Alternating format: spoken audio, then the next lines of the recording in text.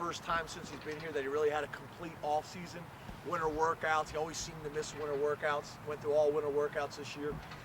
Did a great job in the weight room. Did a great job out here. As you guys know, he's played a lot of football for us.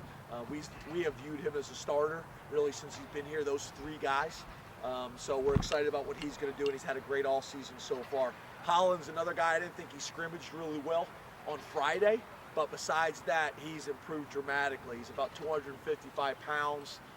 He's a guy that has the ability to block you. He's made really good plays in the passing game, which is something that's come natural to him since he's been here.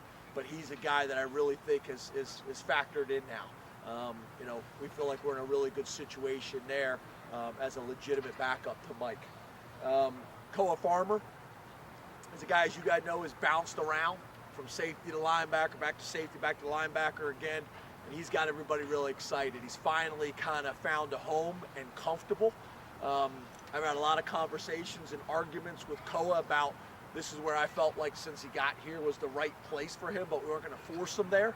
He has been fighting genetics for a long time.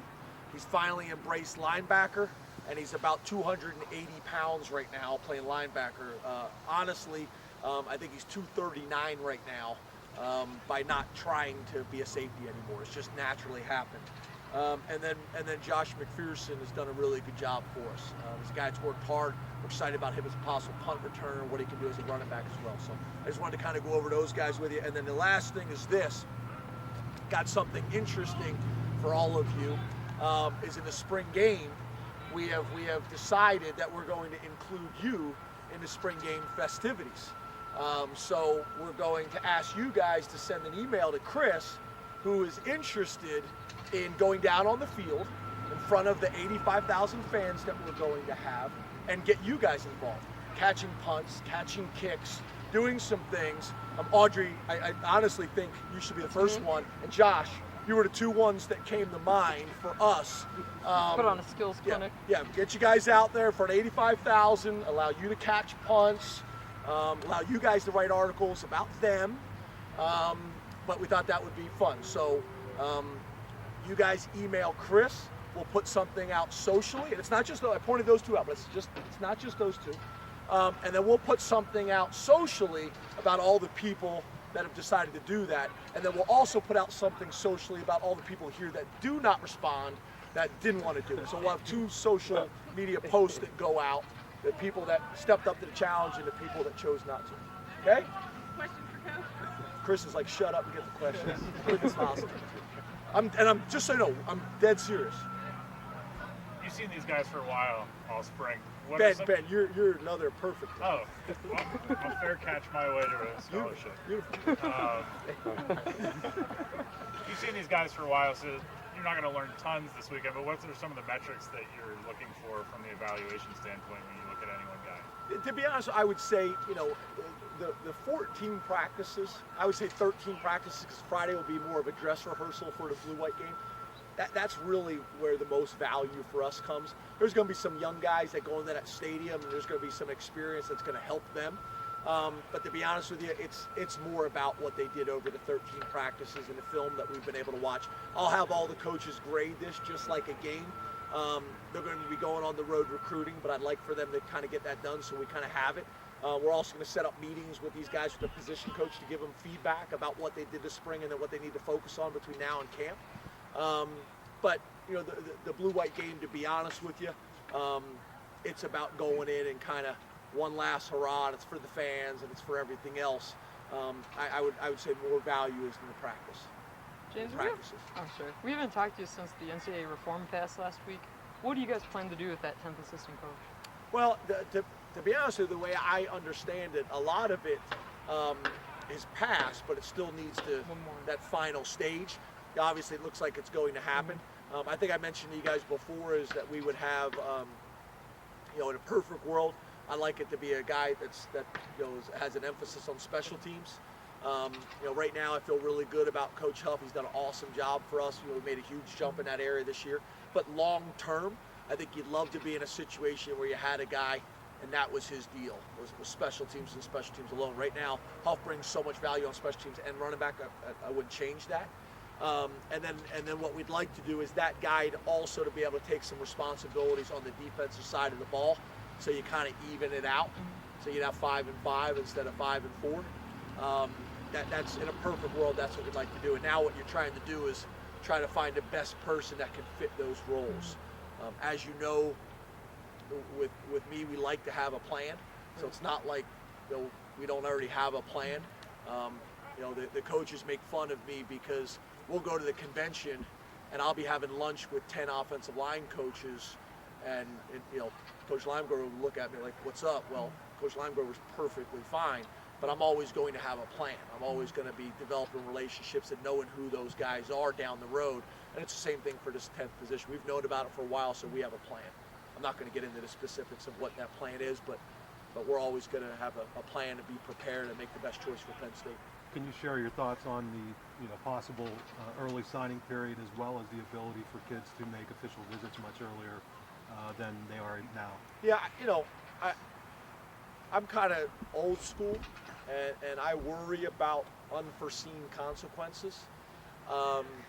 I get it. I know why we're doing it, and there's some problems with what we have now, but we know the problems. So I just worry. There's other challenges. You talk about the whole thing that's going on with the two-a-days. That takes a week out of vacation time for the staff. Now the season's a week longer for the players. There's some issues with that. Early signing period, I do think makes sense. I wasn't a big fan of the early visits, but I also understand why they're doing that as well. Again, when do the coaches go on vacation? That's another factor that comes into it. So there's just concerns. There's just concerns. You also like to be able to show these kids your campus when the students are here. That's going to be a little bit factors over summer break. I do think in this part of the country it helps us because we're able to show off our campuses when the weather's beautiful. So there's pluses and there's minuses to it. There really is, but there's part of me that I like the world I've been living in for 23 years, and I know what they anticipate, what they expect. Jim, so far this spring, what position battles have you received most clarity on? I don't know if we had that many positions that were that uncertain coming in that we needed to kind of clear some things up. I think, maybe depth at some positions. I think DN probably is the position that we, obviously felt like, we needed to kind of figure out some things there, and I don't think we're going to, completely figure those things out until camp. I think that was a concern. On the offense, we had pretty much everyone back, but it was also how we were going to replace the production of Chris Godwin. And I don't know if you necessarily can do that, but when you got so many guys that have played a lot of football for you, it helps. Probably not one guy, but multiple guys are going to be able to do it. And then I think the other thing for me, and I know for Joe, was figuring out who the third quarterback is. And I don't know if we feel that yet. And that's no disrespect to the guys that we got. I think Zembeck and Schuster and Fessler have done a nice job for us, but I still think those guys have got to take another step to feel like we got 3 quarterbacks that we can win with in the Big Ten. That still needs to happen. There's a lot of work that needs to happen between now and then. And then the one that you guys don't want to talk about is long snapper and holder. We talked about that I think last week. We have a lot of confidence in Tyler, but that part of it is very important as well. I think Vasey's done a really, really good job for us this spring.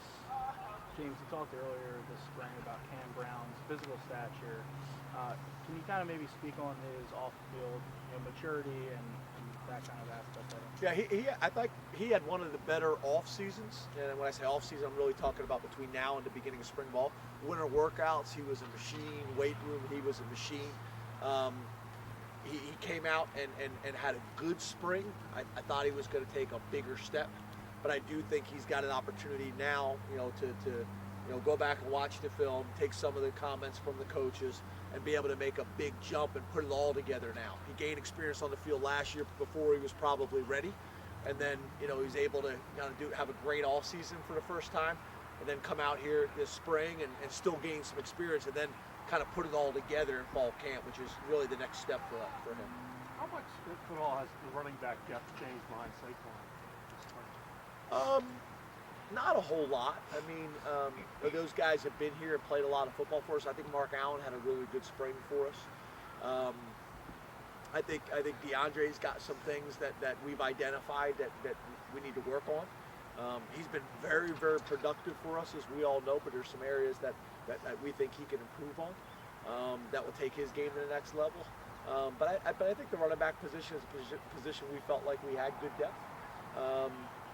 And we just got to keep developing those guys, So I'm pleased with that position. And then you got another guy, and all these positions, we got other guys coming in that are also going to be able to push the needle a little bit as well.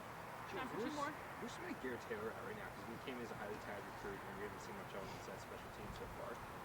Yeah, to be honest with you, I think he's right on schedule. I think, he was a highly touted guy, but what's happening now is we're getting a bunch of highly touted guys. So, between the development that we have in the program and between the competition, I think he's in the right position right now. We've kind of been looking at corner as a spot for him to see if he could be a big corner for us, and I think he could have done it, but he's going to have the ability to impact our program and make an impact on the field quicker at safety, and I think it fits him more long term.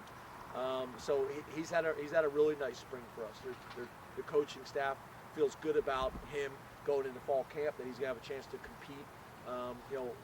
Where that is and how much significant time he gets, that's still to be determined between now and camp. But I do think on special teams and in some role at safety, he's in the right spot now to really make a move.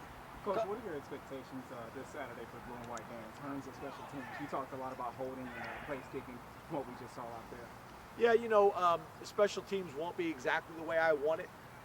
We'll just go a blue emphasis. So what I'm saying is if the blue offense is out there and they go 3 and out and got a punt, we'll put the blue punt team on the field.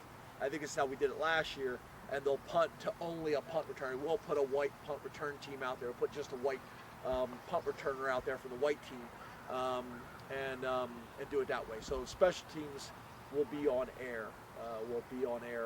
During the scrimmage. You still going 1-2? Yeah, we've had a few guys, with some ankles or some hamstrings and things like that it's not as clean as I wanted it to be, but it's still probably more 1s and 2s than it's been in the past. I think we'll announce those teams, I think, on Friday is what Chris has planned. Thank you, Coach. Thanks, guys. Thank you.